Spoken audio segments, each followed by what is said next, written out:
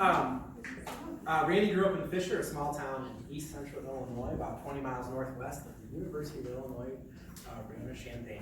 It really will buy. Yeah. If anyone has ever heard of Fisher, it's because the high school mascot is the Bunnies. I'm so jealous. Randy is convinced that he is the real-life Gentile version of George Costanza from TV Seinfeld, and has a myriad of stories and witnesses and former psychotic neighbors to provide empirical evidence of the validity of this assertion. Randy has told stories of the following venues: Chicago, Fear Experiment 9, Story Lab, Story Club, Do Not Submit, and Evanston and Uptown, Truth or Lie, Outspoken, I Will Watch, and Beyond Queer Podcast. Thank you. Come on up and finish the night. Yes, Randy. I didn't know I was going to follow Penn and Teller tonight. Brandon, you've always wished for siblings. I always wish to be an only child. Brody, your family get-togethers. My mom was one of 14. I had over 50 first cousins on that side. So when somebody brought a date to a family event, it was pure hell for them. Zette, my family should have known right off the year that I wanted a vacuum cleaner for Christmas that I was gay. Sadly, that has to start with because I hate cleaning now. But I'm going to tell you a story about my mom. My mom had a secret, and she swore me to silence. That was about 15 or so years ago, and I'm going to break that silence. I hope wherever she is, she'll forgive me. It's not a bad secret. In fact, it's very much in keeping with the way Mom and Dad raised us. You do what's good and right because it's the good and right thing to do, not to get glory for it. In this day of social media frenzy, this seems to get lost when everybody seemingly wants accolades, trophies, or blue ribbons of participation for the smallest of gestures. My brothers and I didn't realize how well we had it growing up. Mom and Dad were not wealthy by any means, but we never went hungry. There was always food on the table. Most often, good homemade food. Not something processed out of the box or overly processed frozen that simulates food-like product and passes for nutrition these days. If something was in the freezer, it's because Mom made it ahead of time and put it there for some future occasion. Like when somebody would happen to unexpectedly drop by and Mom would insist that they stay for supper. Supper, that's what we had. Dinner is that meal you have in the early afternoon on Sundays or holidays. So Mom would go in the freezer and pull out a cake or a pie, pop it in the oven, and it'd be warm and ready to eat by the time the meal was over. Now, growing up in grade school, I was always envious of my classmates when one of their moms would bring in the sugar cookies decorated to the nines.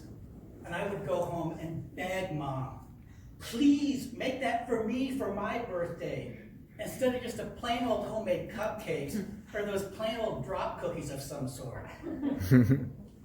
Not understanding that the moms who made these cookies were stay-at-home moms, even though that term didn't exist back then. They had ample time to roll out, cut out, bake, and decorate cookies to bring to the classroom to duly impress her child's classmates and the teachers. Mind you, my mom worked full-time outside of the home. In addition, she did the bookkeeping and billing for Dad's business. So for her, coming home every night and making a home-cooked meal was no small feat. When I look back now, it's with astonishment because I really don't understand how she did everything she did every day, day after day, year after year. And our friends, my brothers and I didn't realize that our friends didn't share the same existence that we had. That not all of them had a mom at home who was a great cook and baker. That kind of explains why our friends always wanted to come to our house. I don't don't know how many times we would come home and there on the counter would be cakes and pies not long out of the oven. And Mom would warn us, don't touch that. That's for so-and-so who's been sick, or that's for so-and-so's funeral dinner. And we would always admonish Mom, you're always making food for somebody else and not us. It's so unfair. We thought we were so deprived. Mom was quite legendary for funeral dinners at church. She would often make a cake and a pie, a ham or a turkey breast roast, homemade chicken and noodles, a salad or a side dish of some sort, as though she were catering the whole event by herself. And Mom had catered many meals by herself many times. Never funeral dinners, but other events she had done catering for. Throughout the years, there was many a person who would later comment that getting through their loved one's funeral was made much easier because they knew they had Flo's home cooking waiting for them.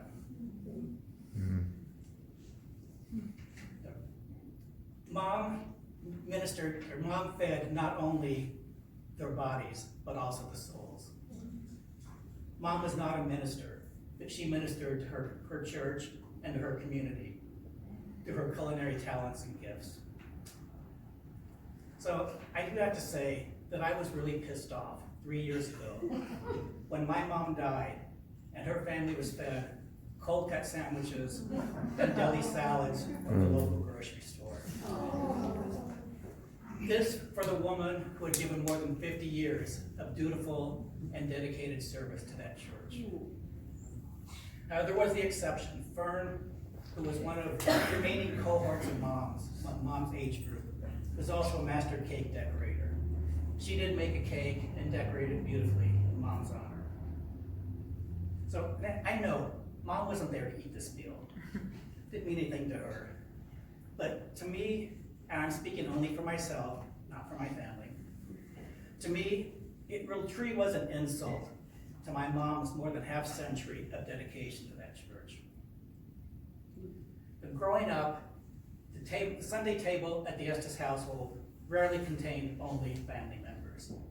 Mom would often find somebody at church and invite them to come home and share Sunday dinner with us. Dinner, notice the use of that word.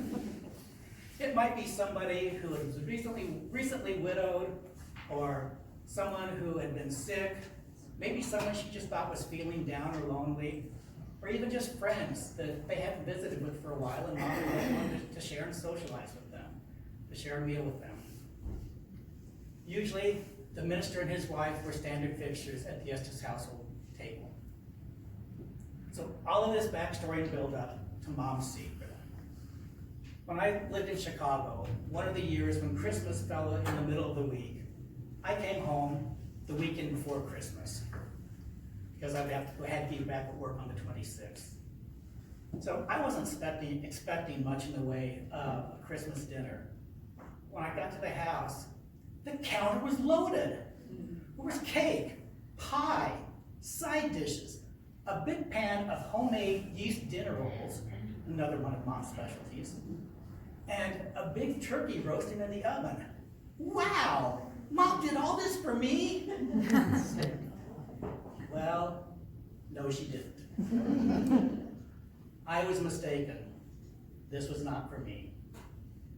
Naturally, I was disappointed.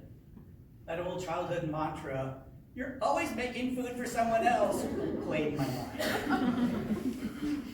But then Mom told me the story of who this was for, but not before vowing me to silence, or to secrecy.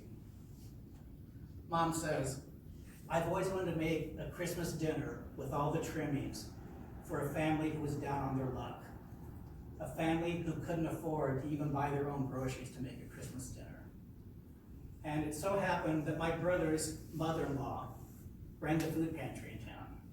So Mom was able to secure the name of appropriate family to receive this bounty from Sharon, along with Sharon's vow of silence, that she could not tell anyone that Mom was doing this."